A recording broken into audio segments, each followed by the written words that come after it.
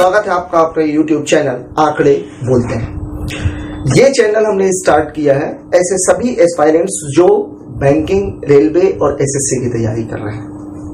इसमें commercial mathematics के अंतर्गत आज हम रेशियो एंड प्रोपोर्शन को डील करेंगे। कारण उसका ये है, हमने शुरुआत रेशियो से इसलिए की है कि पूरी कमर्शियल मैथमेटिक्स और डीआई के 3 मुख्य आधार स्तंभ होते हैं, ratio, percentage and then average. और इन दोनों में भी सबसे ज्यादा जरूरी पार्ट जो है वो है रेशियो। अगर मैं रेशियो की बात करूं तो रेशियो में कुल मिलाकर के कुछ मूवमेंट्स हैं जिनको एक दूसरे को चेंज करना होता है। रेशियो को ही दूसरी भाषा में, हिंदी में हम बोलते हैं अनुपात, और इसको बटा भी कहा जा सकता है। चाहे आप अनुपात लिखें चाहे आप बटा लिखें। होता क्या है, रेशियो में होता है दो राशियां का, जब दो राशियों का या दो से ज्यादा राशियों का एक दूसरे से कंपेयर करना हो या एक दूसरे के बारे में बताना हो कि एक राशि दूसरे राशि का कितना हिस्सा है या कितने भाग है, तब हम अनुपात का उपयोग करते हैं। जैसे, लेकिन यहां पर एक बात ध्यान में रखने की जरूरत है कि अनुपात कभी भी वास्तविक मान को नहीं बताता। जैसे मान लीजिए दो व्यक्ति हैं ए और बी, एक की आय है 1000, दूसरे की आय है 2000, तो दोनों के बीच का अनुपात कितना? 1:2। ठीक है, ऐसे ही अगर मैं बोल दूं कि ए की आय 200 रुपए और बी की आय 400 रुपए, तब भी दोनों के बीच का अनुपात कितना? 1:2। मतलब अगर केवल मैं ये बोलूं कि ए और बी की आय का अनुपात 1:2 है, तो यहां से हम ये पता नहीं कर सकते कि उसकी आय वास्तविक में 200-400 है कि 1000-2000 है। अगर हमें वास्तविक मान निकालना है तो या तो मुझे दोनों राशियों में से किसी एक राशि का मान देना पड़ेगा, या उनका योग देना पड़ेगा, और या उनका अंतर देना पड़ेगा। आइए देखते हैं रेशियो को कैसे डील किया जाए। पहले हिस्से पर जैसे लिखा हुआ है A/B बराबर 3/4। इसको हम ऐसे भी लिख सकते हैं कि A/B बराबर 3/4। अब यहां मैं क्या देख रहा हूं कि ए की जगह पे क्या लिखा हुआ है 3, और बी की जगह पे क्या लिखा हुआ है 4। बटे में भी ए की जगह पे क्या लिखा हुआ है 3, बी की जगह पे क्या लिखा हुआ है 4। मतलब मैं ये कह सकता हूं कि यहां पर ए का मान कितना है 3 और बी का मान कितना है 4। इसी को यदि मैं आगे बढ़ाऊं, दूसरे हिस्से में सपोज मैं बोल रहा हूं कि A/B बराबर है 3/4 और B/C बराबर है 4/5। दोस्तों, जब भी इस तरह का कंटिन्यू प्रोसेस दिया जाए तो यहां पर हमें केवल एक बात देखनी है कि इन राशियों में से कौन सी ऐसी राशि है जो कॉमन है। यहां पर कॉमन मुझे क्या दिख रहा है? बी का मान यहां पर कितना है 4।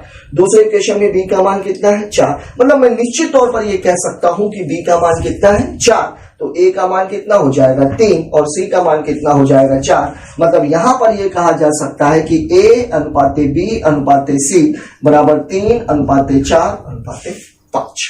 लेकिन यही चीज कुछ अगर इस तरीके से लिखी हुई हो कि लिखा गया है A/B बराबर है 3/4 और B/C बराबर है 5/6।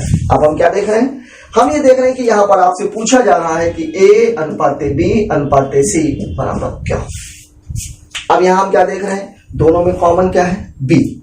हो सकता है ये C/B भी लिखा हो, उससे कोई फर्क नहीं पड़ता। दोनों में कॉमन क्या है? B का मान यहां पर कितना है 4 और इस जगह पर B का मान कितना है 5।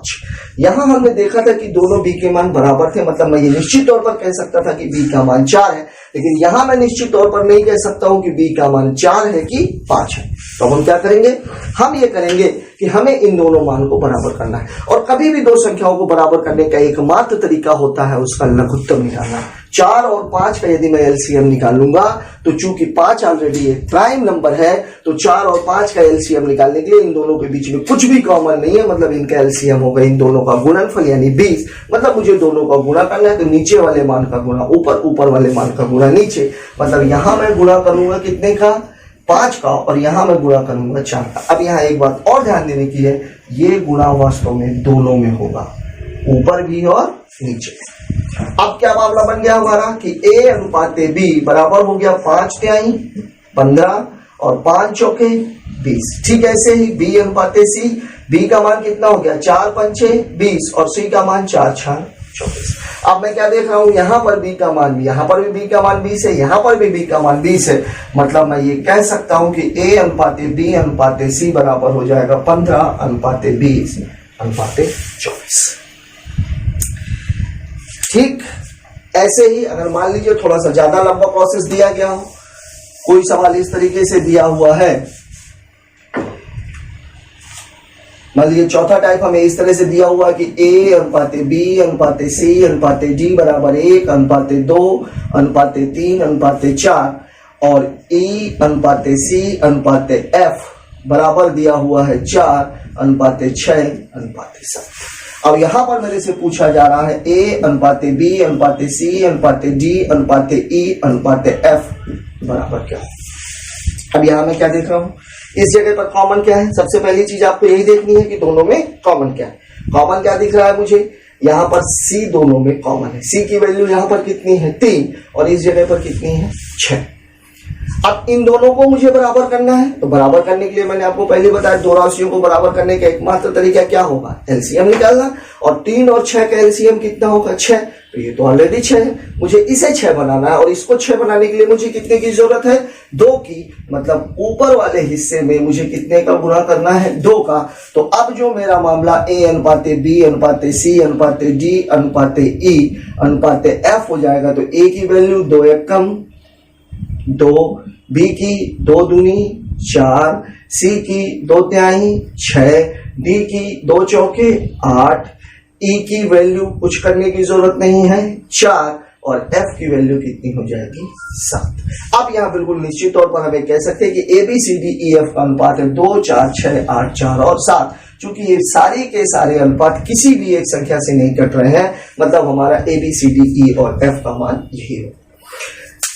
इसके अगले सेक्शन में मैं आपको बताऊं, कभी कभी सवाल आपने देखा होगा, सवाल ऐसा दिया होता है a का 2 गुना b के 3 गुने के बराबर है, या a का 3 गुना b के 4 गुने के बराबर है। वास्तव में सवाल क्या कह रहा है, अगर मैं ये कहूं कि a का 3 गुना b के 4 गुने के बराबर है, मतलब 3a बराबर कितना है 4b के, मतलब a में जब मैं 3 का गुना करूंगा, b में जब मैं 4 का गुना करूंगा, तो दोनों ही मान आपस में क्या हो जाएंगे बराबर।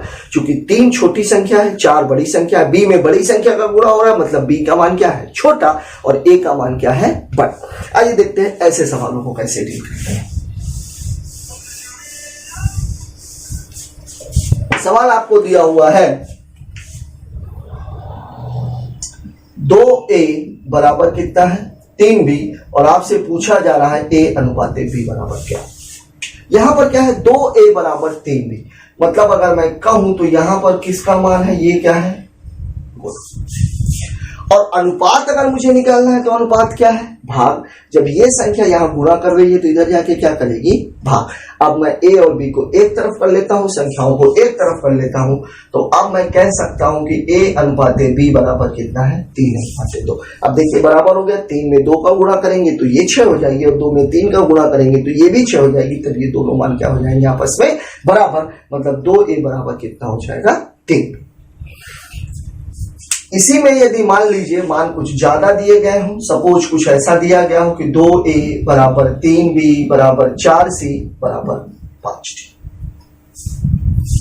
अब मुझे a b c d मान लिया आपसे पूछा जा रहा है a अनुपाते b अनुपाते c अनुपाते d बराबर इसका मान क्या होगा। दोस्तों यहां पर मैं आपको एक मजेदार घटना सुनाना चाह रहा हूं। कभी आप देखिएगा कि यदि 2 या 3 कपल या 4 कपल एक साथ अगर बाजार गए हुए हों या किसी शॉपिंग मॉल में घूम रहे हों, गौर से देखिएगा कि कौन सा व्यक्ति की निगाह किस तरफ है। यकीन मानिए कोई भी एक पैर का जो पति होता है वो हमेशा किसको देखता है, अपनी वाली को छोड़ करके बाकी सबकी, अपनी वाली को छोड़ करके बाकी सभी की पत्नियों को। दूसरा वाला अपनी वाली को नहीं देखेगा, वो किसको देखेगा बाकी सभी की। अब अगर इसमें मैं इसको पत्नी मान लूं और इसको पति मान लूं, तो यहां पर पत्नी कौन है 3, पति कौन है b, यहां पर पत्नी कौन है 4, पति कौन है c, यहां पर पत्नी कौन है 5 और पति कौन है d। मतलब अगर मैं a को देखूं तो a की निगाह किस पर होगी 3 पे 4 पे और 5 पे, मतलब a का मान 3 गुणे 4 गुणे 5 मतलब कितना हो जाएगा 7।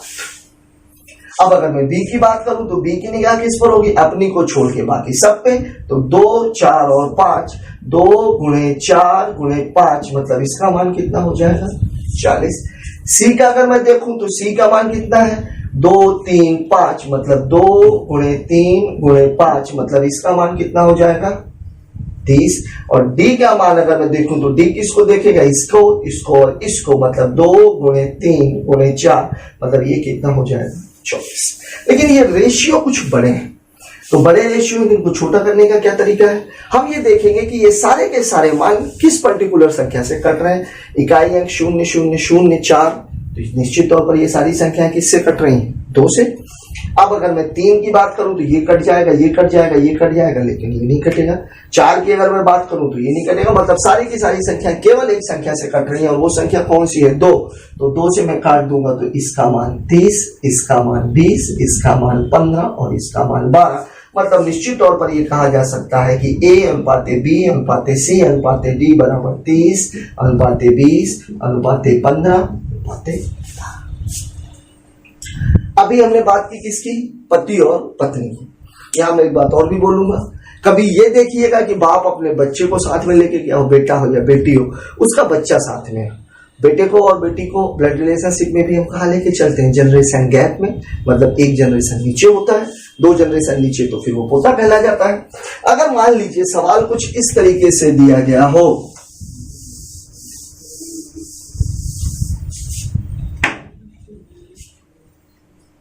मान लीजिए ऐसा लिखा हुआ है कि A/2 बराबर B/3 बराबर C/4, और आपसे पूछा जा रहा है A अनुपाते B अनुपाते C बराबर क्या। अब चूंकि ये बटे के नीचे लिखा गया तो इसको आप समझ लीजिएगा कि ये बात किसकी हो रही है, पति और पत्नी की बात नहीं होती। पति और पत्नी हमेशा साथ में ही चलते हैं, ये सेम जनरेशन के होते हैं। लेकिन बच्चा कहाँ रहता है, नीचे, ये दिख रहा है बटे के नीचे लिखा हुआ, मतलब ये बच्चा है।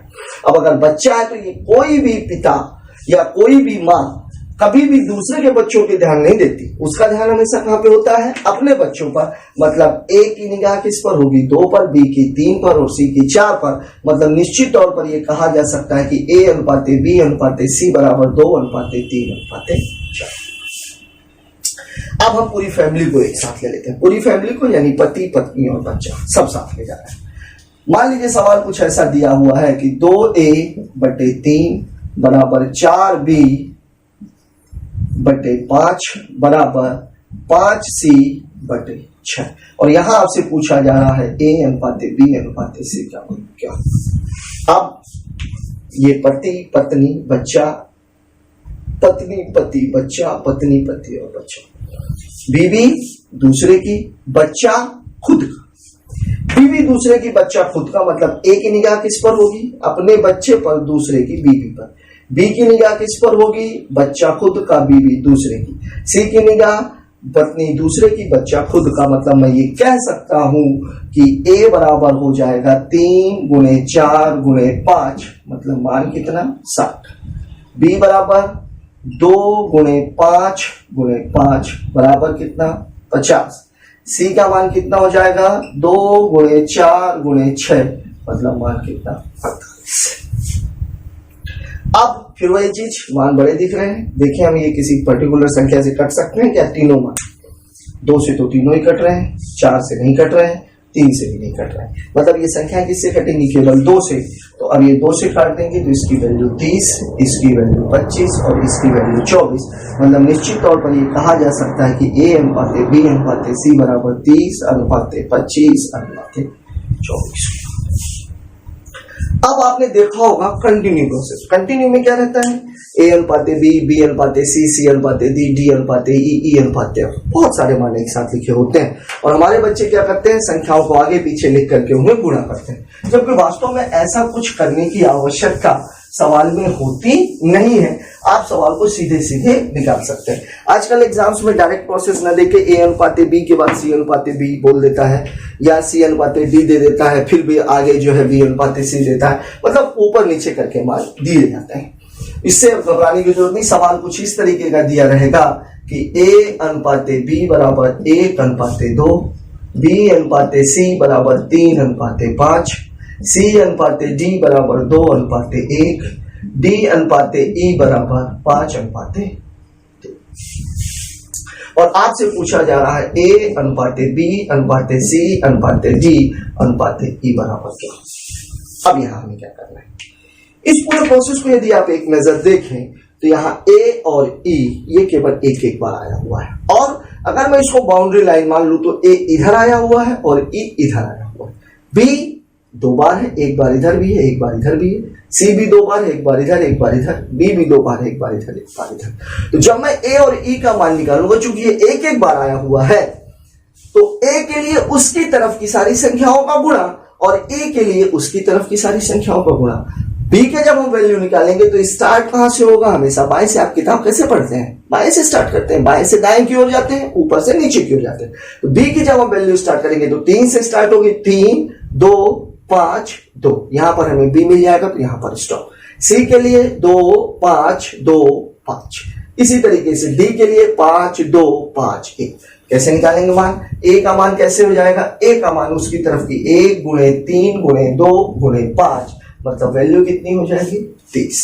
ई के लिए उसकी तरफ की सारी संख्याओं का गुणा, तो 2 गुणे 5 गुणे 1 गुणे 3, मतलब इसका भी मान कितना हो जाएगा 30। लेकिन बी के लिए बी 2 बार आया हुआ है, स्टार्ट लेफ्ट से होना है, 3 से शुरू करेंगे तो 3 गुणे 2 गुणे 5 गुणे 2, इसका मान 6 और 10 कितना हो जाएगा 60।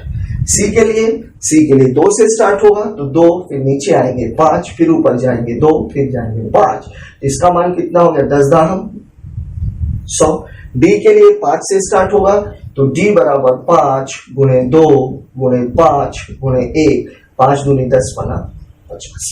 अब यहां पर भी वही बात है, सारी की सारी संख्या किससे कटेंगी, सब में हमें शून्य दिखाई दे रहा है, शून्य दिखाई दे रहा है, मतलब 100% ये सारी संख्याएं 10 से कट रही हैं, या सभी के हम शून्य को काट दें। तो अब हमारे पास क्या क्या बचा, 3 3 6 10 और 5, और इनमें से कोई भी संख्या, ये 3 3 3 से कट रही है, लेकिन ये दोनों 10 से नहीं कटेंगी, ये दोनों 5 से कट रही है, लेकिन ये 5 से नहीं कटेंगी।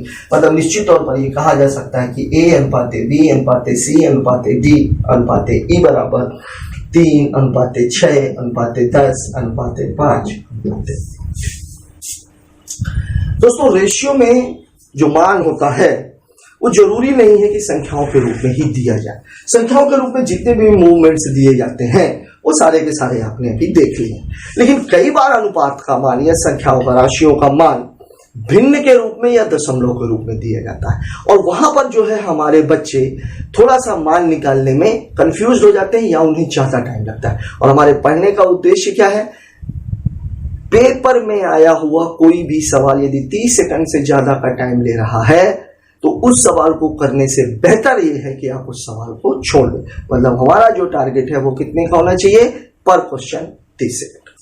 कैसे करेंगे, देखते हैं सवाल हमें देता कैसा है और फिर हमें उसे डीलिंग कैसे करना है। इसको हम इक्वलिटी के रूप में देख सकते हैं, मान को बराबर करना, संख्याओं के रूप में लेकर के आना। सपोज मान लीजिए सवाल आपको दिया हुआ है कि ए अनुपाते बी अनुपाते सी बराबर ये दिया है 1/2 अनुपाते 3/4 अनुपाते 5/6। अब हमें ए अनुपाते बी अनुपाते सी का मान ऐसी संख्याओं के रूप में लेकर के आना है।